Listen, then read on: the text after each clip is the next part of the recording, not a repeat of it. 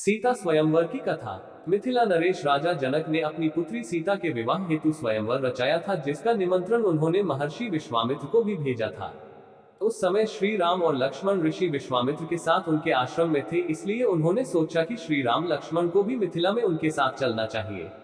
उसके बाद ऋषि विश्वामित्र राम और लक्ष्मण के साथ मिथिला नगर में पहुंचते हैं, जहां पर राजा जनक अतिथि रूप में उनका स्वागत करते हैं। राजा जनक ऋषि विश्वामित्र को कहते हैं कि उन्हें अति प्रसन्नता हुई है कि आप हमारे नगर में मेरी पुत्री सीता को विवाह के लिए आशीर्वाद देने आए हैं। अगले दिन राजा जनक के महल में दरबार लगता है, जिसमें देवी सीता का स्वयंवर रचाया गया था। देवी सीता के स्वयंवर में एक से एक महाभट राजा और महाराजा आए हुए थे। देवी सीता जैसी सुंदर नारी को पत्नी रूप में पाने के लिए मनुष्य ही नहीं बल्कि कई देव तथा असुर भी मानव रूप धारण करके स्वयंवर में आए थे, तथा दरबार के मध्य में भगवान शिव का पिनाक धनुष रखा होता है। ऋषि विश्वामित्र के साथ श्री राम और लक्ष्मण भी स्वयंवर दरबार में पहुंचते हैं।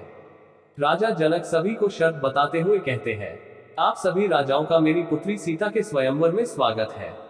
आज इस स्वयंवर को जीतने की शर्त यह है कि जो भी महारथी सामने रखे भगवान शिव के पिनाक धनुष को उठाकर उस पर प्रत्यंचा चढ़ाएगा, उसी से मेरी पुत्री सीता का विवाह संपन्न होगा।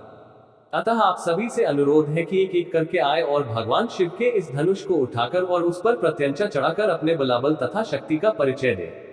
राजा जनक की यह घोषणा सुनकर सभी राजा एक एक करके आते हैं और धनुष को उठाने का प्रयास करते हैं, लेकिन भगवान शिव के उस धनुष को उठाना या प्रत्यंचा चढ़ाना तो दूर, कोई भी राजा महाराजा उस धनुष को हिला तक नहीं पाया।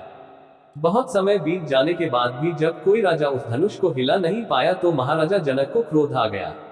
उन्हें लगने लगा कि कोई भी इस शिव धनुष को उठा नहीं पाएगा और उनकी पुत्री सीता अविवाहित ही रह जाएंगी।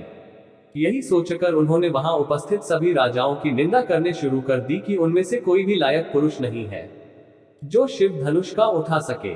राजा जनक की ऐसी अपमानजनक बातें सुनकर लक्ष्मण जी को क्रोध आ जाता है और वह इसे श्रीराम तथा रघुकुल का अपमान समझते हैं। लक्ष्मण जी राजा जनक को ललकारने लगते हैं कि वह उनके तथा श्रीराम के सभा में होते हुए पूरी सभा को अयोग्य कैसे कह सकते हैं। तब ऋषि विश्वामित्र ने लक्ष्मण जी को शांत कराया और श्री राम को धनुष पर प्रत्यंचा चढ़ाने के लिए बोला।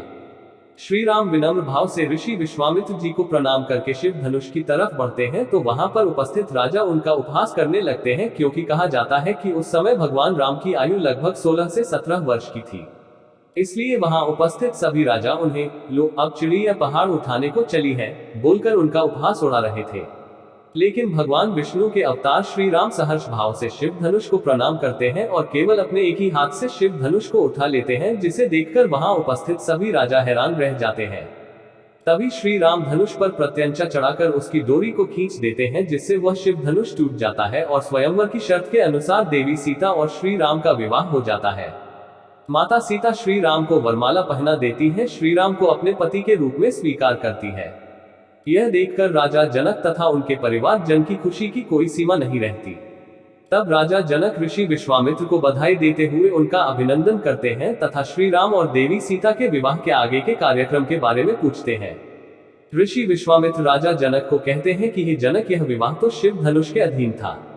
तुम धनुष टूटते ही है विवाह तो हो चुका है, लेकिन फिर भी आपने कुल के रीति रिवाज के अनुसार ही आगे का कार्यक्रम बनाए।